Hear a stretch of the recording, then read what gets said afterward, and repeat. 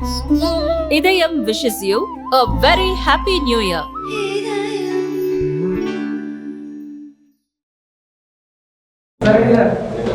எல்லோருக்கும் ஆங்கில புத்தாண்டு வாழ்த்துக்கள்.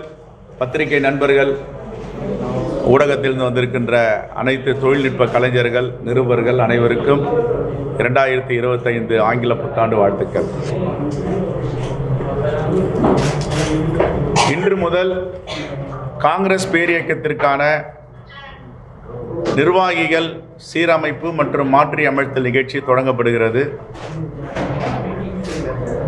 தமிழ்நாடு காங்கிரஸ் கமிட்டியின் மாவட்ட தலைவர்கள் பொறுப்பிற்கும் மாநில பொறுப்பிற்கும்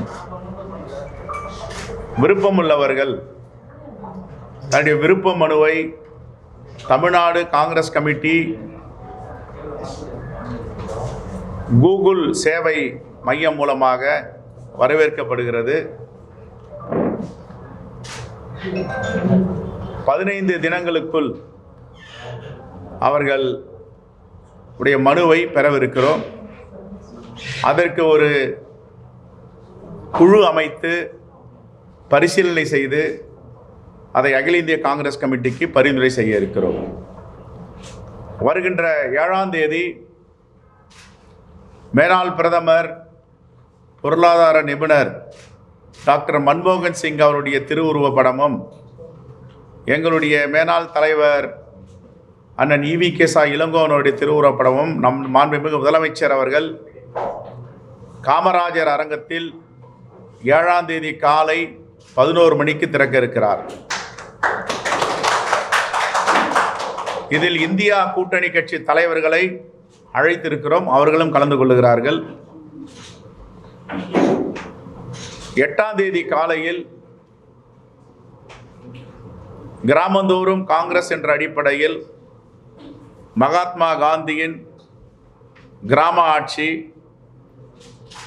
தலைவர் ராஜீவ்காந்தியினுடைய கிராம கனவு, பஞ்சாயத்து ராஜ், நகர்பாலிகா, இதையெல்லாம் மீண்டும் காங்கிரஸ் பேரியக்கம் ஒருங்கிணைப்பு பணியில் ஈடுபட்டிருக்கிறது.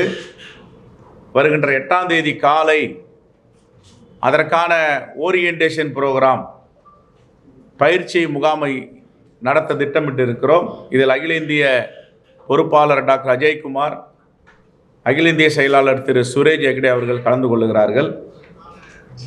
இந்த கிராம கமிட்டியை, நகர கமிட்டியை, பேரூராட்சி கமிட்டியை யாரெல்லாம் வலிமையாக நடத்தி முடிக்கிறார்களோ அவர்களுக்கு காங்கிரஸ் கட்சியின் பொறுப்புகளிலும் சட்டமன்ற நாடாளுமன்ற உறுப்பினர்களுக்கும் முதன்மையாக பரிந்துரை செய்யப்படுவார்கள். இதுதான் காங்கிரஸ் கமிட்டியுடைய செயல் திட்டம். ஏற்கனவே 2 மாதங்களுக்கு முன் நடந்த ஆலோசனை கூட்டத்தில் செயற்குழுவில் கட்டமைப்பை மாற்றி அமைப்பது, புதிய தலைவர்களை நியமிப்பது, மாவட்ட அளவில் மாநில துணைத் தலைவர், மாநில பொதுச் செயலாளர், மாநில செயலாளர் ஏற்கனவே தீர்மானம் செயற்குழு நிறைவேற்றி இருக்கிறோம். அந்த அடிப்படையில் முதன்முறையாக தமிழகத்தில் உதய்பூர் பிரகடனத்தை நடைமுறைப்படுத்த இருக்கிறோம்.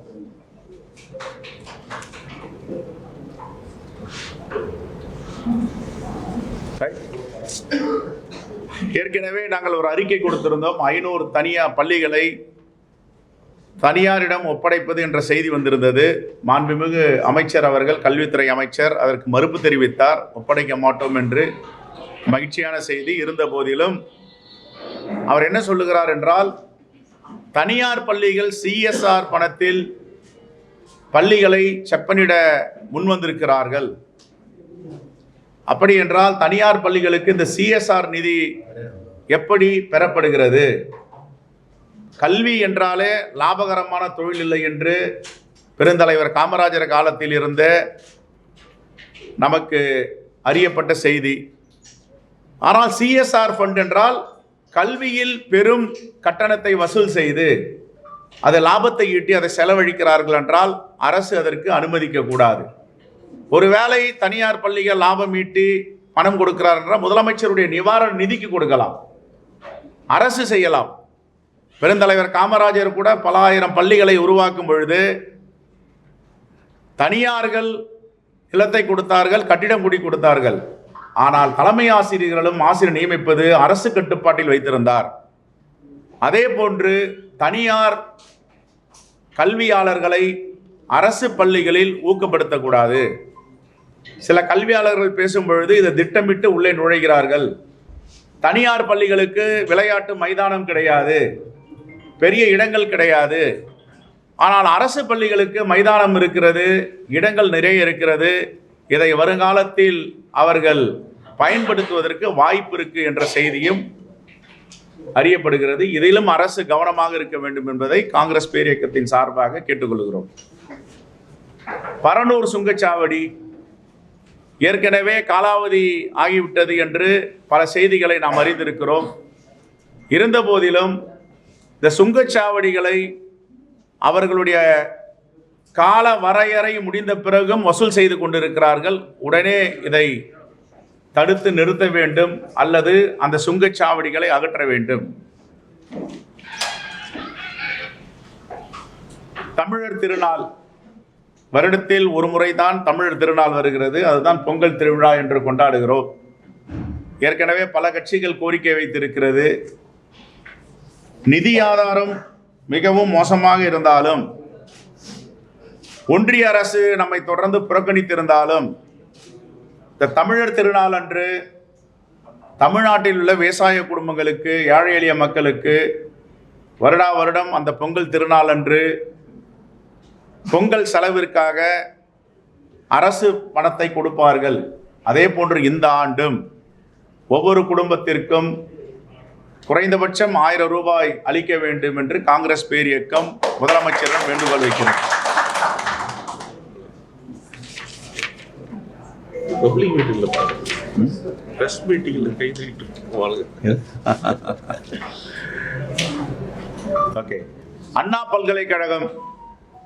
அண்ணா பல்கலைக்கழகத்தின் சம்பவத்தை காங்கிரஸ் பேரியக்கம் தொடர்ந்து வன்மையாக கண்டிக்கிறது. இனி வரும் காலங்களில் இப்படிப்பட்ட செயல்கள் நடக்காமல் மாணவிகளுக்கு, பெண்களுக்கு பாதுகாப்பு அளிக்க வேண்டும். அதே நேரத்தில் இந்த அண்ணா பல்கலைக்கழகத்துடைய சம்பவத்தை அரசியலாக்கப்படுகிறது. இதை தடுத்து நிறுத்த வேண்டும். ஒரே ஒரு செய்திதான். அண்ணா பல்கலைக்கழகத்தில் நடந்த சம்பவம் சென்னை காவல்துறையோ மாநில காவல்துறையோ விசாரிக்கவில்லை. இப்பொழுது ஸ்பெஷல் இன்வெஸ்டிகேஷன் டீம் SIT, சிறப்பு குற்ற புலனாய்வு அமைப்பு விசாரிக்கிறது. அவர்களிடம் தொலைபேசி கிடைத்திருக்கிறது. அவருடைய கைபேசியில் யார் யாருக்கு அவர் தொலைபேசியில் தொடர்பு கொண்டு பேசினார் என்ற விவரங்கள் அடங்கியிருக்கிறது. அந்த விவரத்தின் அடிப்படையில் யார் யாரிடம் பேசினாரோ அவர்கள் யார் என்று எளிதாக அடையாளம் காட்ட முடியும். யார் அந்த சார் என்று எதிர்க்கட்சி தலைவரும் பல தலைவர்கள் கேட்கிறார்கள். எந்த சாராக இருந்தாலும் மாட்டிக்கொள்வார்கள்.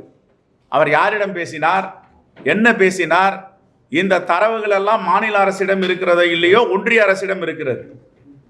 இவர்கள் தான் அந்த சர்வரை வச்சிட்டு இருக்காங்க. ஒன்றிய அரசுடைய கட்டுப்பாட்டில் டெலிகாம் டிபார்ட்மெண்ட்ல தான் இருக்குது. இன்னும் ஒன்றிய காவல்துறை IB போன்றவர்கள்லாம் இந்த விவரங்களை திரட்டி வைத்திருக்கிறார்கள். யார் அந்த சார் என்பதை அவர்கள் தான் வெளியிட வேண்டும். ஆகவே முழுமையாக தூக்கியதை அரசியல் செய்ய வேண்டாம்.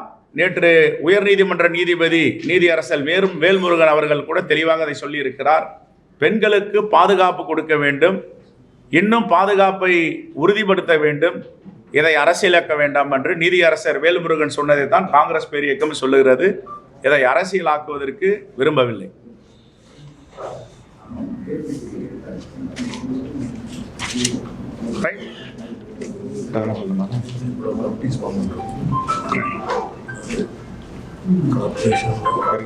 போட்டிருக்கு மகனே, மொத்தம் 26,329 அமைப்பு அமைக்கிறோம். அதன் மூலமாக 2,63,290 பொறுப்பு. வருகின்ற 8ஆம் தேதி காலையில் அந்த பயிற்சி முகாமில் கையேடு எல்லோருக்கும் அளிக்க இருக்கிறோம். அந்த கையேட்டில் என்னென்ன குறிப்புகள் இருக்கிறது, எப்படி கிராம கமிட்டியை அமைக்க வேண்டும், நகராட்சி, பேரூராட்சி, மாநகராட்சி, இதற்கெல்லாம் வழிகாட்டுதல்களை அதில் குறிப்பிட்டிருக்கிறோம். குறிப்பாக சென்னை மாநகராட்சி ஏற்கனவே 21 மாநகராட்சி இருந்தது. இப்பொழுது புதியதாக தமிழ்நாடு அரசு 4 மாநகராட்சியை அறிவித்திருக்கிறது. மொத்தம் தமிழ்நாட்டில் 25 மாநகராட்சிகள். 25 மாநகராட்சிகளிலும் 1374 வார்டுகள் இருக்கின்றன. இந்த 1374 வார்டுகளுக்கும் ஒரு வார்டுக்கு 10 உறுப்பினர்கள் என்ற அடிப்படையில் தலைவர், பொருளாளர், செயலாளர், துணைத் தலைவர், செயற்குழு உறுப்பினர்கள் நியமிக்க இருக்கிறோம். அதே போன்று முனிசிபாலிட்டி 138 இருக்கிறது. இந்த 138 முனிசிபாலிட்டியில் 3843 வார்டுகள் இருக்கின்றன. அதே போன்று டவுன் பஞ்சாயத் 490 இருக்கிறது. இதில் 7621 வார்டுகள் அமைக்கப்பட இருக்கின்றன. கிராம கமிட்டி 12525, மொத்தம் 99327 வார்டுகள் கவுன்சிலர்கள் இருக்கிறார்கள். ஆக மொத்தம் 26379 அமைப்புகளுக்கு 10 என்ற வீதம் 2,63,790 பொறுப்பாளர்களை காங்கிரஸ் பேரியக்கம் வருகின்ற ஏப்ரலுக்குள் நடத்த இருக்கிறோம்.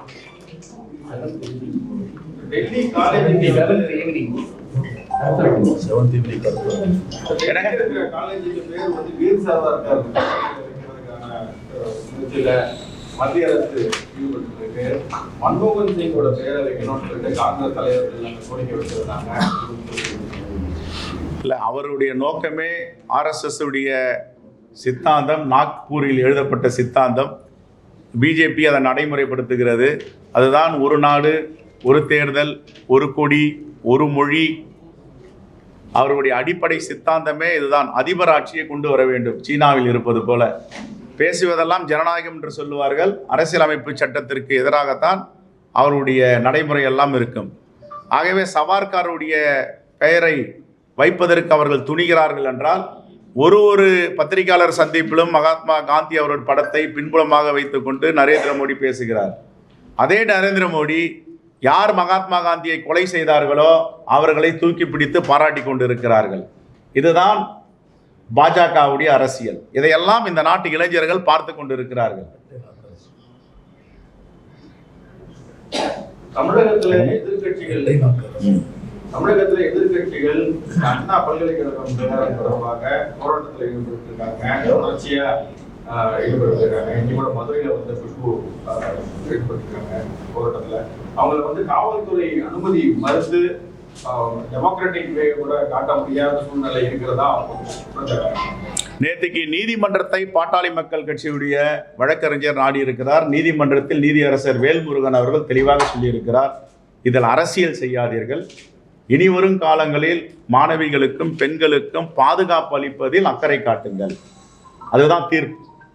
இப்போ இவங்க பாஜக அந்த தீர்ப்பு வந்த பிறகு நான் அரசியல் ஆக்கும் அப்படின்னு சொன்னாங்கல்ல, இது யாருக்காக இவங்க இந்த அரசியல் பண்ணுறாங்க? பெண்களுடைய பாதுகாப்புக்காகவா, இல்லை பெண்களுக்கு நடந்த கொடுமையை வைத்து அரசியல் செய்வதற்காகவா? அது 2 செய்தி இருக்கு. அப்போ பாதுகாப்புக்காக பண்ணணும்னா நீங்கள் அரசுகிட்ட இனி வரும் காலங்களில் எப்படியெல்லாம் பாதுகாப்பு கொடுக்கணும், இனி வரும் காலங்களில் இப்படிப்பட்ட சம்பவங்கள் நடக்காமல் எப்படி பாதுகாக்க வேண்டும் என்றது ஆலோசனை சொல்லலாம். இப்போ நாங்களும் சொல்கிறோம், அந்த பையன்கிட்ட ஃபோன் இருக்கு, எவன் குற்றவாளியாக குற்றம் சாட்டப்பட்டிருக்கிறான் அந்த ஃபோனில் எல்லா நம்பரும் இருக்குது. இது யாருடைய கட்டுப்பாட்டில் இருக்குது? பாஜக அரசுடைய டெலிகாம் கட்டுப்பாட்டில் இருக்குது.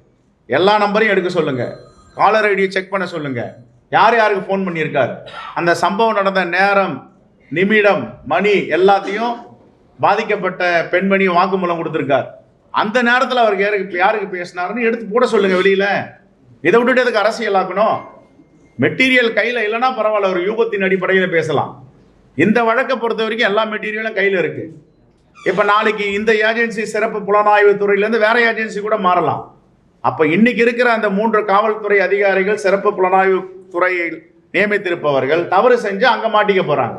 அது மாதிரி யாரும் தவறு செய்வதற்கு வாய்ப்பு இல்லை. ஜனநாயக முறையில போராடுவதற்கும் பொருள் எடுப்பதற்கும் கூட தமிழக அரசு அனுமதி மறுக்கிறாங்க அப்படின்றதான் போராட்டத்தில் ஒரு அவேர்னஸா மக்களுக்கு எடுத்துட்டு போனோம். இல்லைங்க, இப்போ நாங்கெல்லாம் போராட்டம் பண்ணாதீங்க, இவ்வளோ பெரிய கட்சியாக வளர்ந்துருக்கோம், இந்தியா முழுவதும் நாங்கள் போராட்டம் பண்ணிட்டு இருக்கோம். இரவலியே போய் கைது பண்ற நடவடிக்கைங்கிறத எப்படி பார்க்கணும்? ரெண்டு போராட்டத்தை ஏன் இந்த இடத்துல வந்து அனுமதிக்க மாட்டாங்க அப்படின்றத பெரிய கேள்வியா இருக்கு. இந்த போராட்டத்தை அனுமதிக்க வேண்டியதான். அதில் காங்கிரஸ் பேர் இயக்கத்துக்கு எந்தவித மாற்று கருத்தும் கிடையாது. போராட்டத்தை ஜனநாயக ரீதியாக போராட்டம் நடத்துகிறாருன்னா அனுமதிக்கும். அதே நேரத்தில் அந்த போராட்டம் அரசியல் படுத்தக்கூடாது. பெண்களுடைய பாதுகாப்புக்கான போராட்டமாக இருக்கணும். பெண்களை இந்த சம்பவத்தை வைத்து இதை அரசியல் ஆக்குவது அது நாகரிகமாக இருக்காது. அது சம்பவம் எப்படிப்பட்ட சம்பவம்னு பார்க்கணும் நாம. இப்போ எதிர்கட்சிகள் வந்து ஆலோசனை வழங்கினா அண்ணா அறிவாலயத்துக்கு அவங்க போவதுக்கு வாய்ப்பு கிடையாது. அறிக்கை கொடுத்தா கூட அந்த அளவுக்கு பெரிய பெனிஃபிட்டா இருக்கும்னு தெரியாது. அவங்களுக்கு இருக்கிற ஒரே ஆயுதம் வந்து போராட்டம் தான். அது மூலமா தான் விழிப்புணர்வை ஏற்படுத்த முடியும். இது எந்த வகையில நாம வந்து குறைச்சு மதிப்பிட முடியும்? இல்லைம்மா, இப்போ நாங்களும் போராட்டம் நடத்துகிறோம். இப்போ நாங்கள் அதானிக்கு எதிராக போராட்டம் நடத்துகிறோம். எங்களை கைது பண்ணாங்க. இப்போ இதுமாரி யாருமே நீங்கள் கேட்கலையே. காங்கிரஸ் சார் போராட்டம் நடத்துகிறாங்களா அதானிக்கு எதிராக, ஏன் கைது செஞ்சீங்க அப்படின்னு போலீஸை கேட்டீங்களா நீங்கள்? அப்போ எங்களுக்கு ஒரு நீதி, மற்ற கட்சிக்கு ஒரு நீதியா?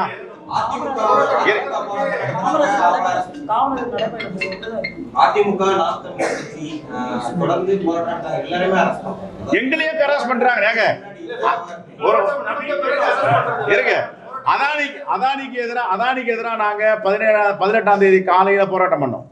எங்களை கைது பண்ணி எந்தவித வசதி இல்லாம இடத்துல போய் அடைச்சி வச்சிருந்தாங்க. நாங்க போயிட்டு காலையில இருந்து சாயந்தரம் வரைக்கும் உட்காந்து வந்தோம். சரி, அவங்க கடமை செய்யறாங்க, நாங்க போய் அதை புற சொல்லல. அதே மாதிரி பெருந்தலைவர் காமராஜர் பிறந்தநாள் விழாவுக்கு நாங்க ஊர்வலமா போனோம். அரசியலமைப்பு சட்டத்தை பாதுகாக்கணும்னு என்ன பண்ணாங்க, எங்கேயோ சுத்தி விட்டாங்க. நாங்க முன்னே சொல்ல, காவல்துறை தன்னுடைய கடமை செய்யறாங்க. எங்களுக்கும் வருத்தம் இருக்கு, வருத்தம் எல்லாமே இருக்கு. ஆனா அதை போய் அரசியலாக்க முடியுமா? எத்தனை முறை கைது பண்ணியிருக்காங்க சொல்லுங்க பார்ப்போம். நாங்கள் இந்த 8-9 மாதத்தில் பல முறை நாங்கள் கைதாகிருக்கோம். பல முறை அனுமதி மறுக்கிறாங்க. சரி, காவல்துறை என்ன சொல்றாங்க, சட்டத்திட்டங்களுக்கு உட்பட்டு 14 நாளுக்கு முன்னாடி நீங்க அனுமதி வாங்கியிருக்கணும், நேற்று காலையில் அனுமதி கொடுத்துட்டு நீங்க தான் கொடுக்க மாட்டேன்றாங்க. அதுக்கெல்லாம் நாங்கள் உடன்பட்டு போறோம். காவல்துறைக்கு எதிரானவர்கள் கிடையாது. அதே நேரத்தில் அரசியல் ஆக்கப்படக்கூடாது. ஏதாவது ஒரு துரும்பு கிடைக்குதுன்னா அதை வச்சு அரசியல் பண்ணிருக்க முடியுமா? மகன் கதிரண்ணன் வீட்டில் ரைடு போயிட்டு இருக்கு.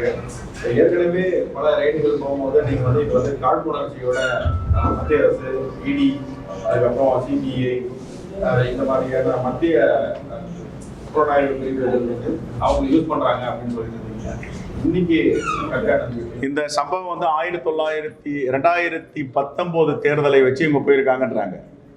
2019 பணம் பறிமுதல் செய்ததும் அவர்கள் சோதனையிட்டதும் இப்போ 2025 ஏறக்குறைய 5 ஆண்டுகளுக்கு பிறகு சோதனை நடத்துவதன் மர்மம் என்னன்னு அவங்களுக்கு தான் தெரியும். இதுல என்ன மர்மம் இருக்கு, இந்த மர்மத்தை 2 பேர் சொல்லணும். அவங்க சொல்லுவாங்க. இப்போ அந்த காங்கிரஸோட நிர்வாகிகள் இது வந்து நீங்க அப்ளை பண்ணிருக்கீங்கன்னு சொல்றீங்க. இந்த விஷயம் அப்ளை பண்றது காங்கிரஸோட புதிய நிர்வாகிகள் இது தொடர்பான இப்ப சொன்னீங்கல்ல, அந்த கூகுள் இது மூலமா அப்ளை பண்ணலாம்னு சொல்லிட்டு, சோ இதுல வந்து எந்த அளவுக்கு வந்து நம்ம 3ஆம் பாலினத்தவர் மாற்றுத்திறனாளிகளுக்கு நம்ம இடம் கொடுக்க போறோம்? எல்லாருக்கும் சோசியல் இன்ஜினியரிங், பெண்களுக்கு, சிறுபான்மை மக்களுக்கு, பட்டியலின மக்களுக்கு, இளைஞருக்கு சோசியல் இன்ஜினியரிங் 100% நாங்கள் அதில் ரேப் பண்ணுவோம். ஒரு புதுமையான கமிட்டியா தமிழ்நாடு காங்கிரஸ் கமிட்டி பெறும்.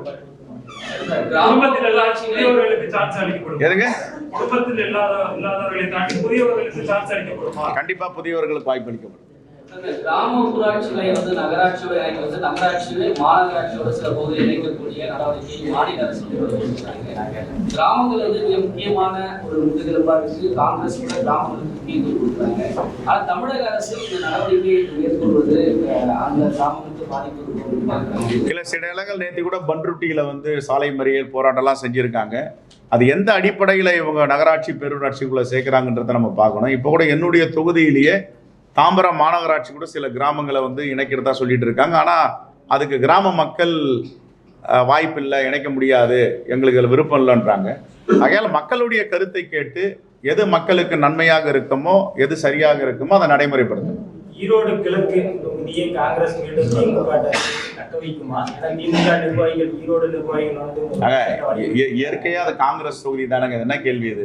இயற்கையா காங்கிரஸ் தொகுதி, காங்கிரஸ் நிர்வாகிகள் முதலமைச்சர் அது மாதிரிலாம் அவங்க பறிக்க மாட்டாங்க. இப்போ 7ஆம் தேதி காலையில் டாக்டர் மன்மோகன் சிங் அவருடைய அண்ணன் EVK இளங்கோவன் படத்திறப்பு விழா. மாலை வந்து கருத்தரங்கம். ஒரு நிமிஷமா ப்ளீஸ். 7ஆம் தேதி காலையில் படத்திறப்பு, மாலை 5 மணிக்கு நேரு அம்பேத்கர் அரசியலமைப்பு சட்டம் என்ற தலைப்பில் கருத்தரங்கம். இண்டு ராம் கலந்துக்கிறாரு, சுபவீர பாண்டியன், திரு தொல் திருமாவளவன் இவரெல்லாம் கலந்துக்கிறாங்க. 7ஆம் தேதி மாலை 5 மணிக்கு. 8ஆம் தேதி எங்களுடைய கிராம கமிட்டியோடைய ஓரியன்டேஷன் மீட்டிங். தேங்க்யூ.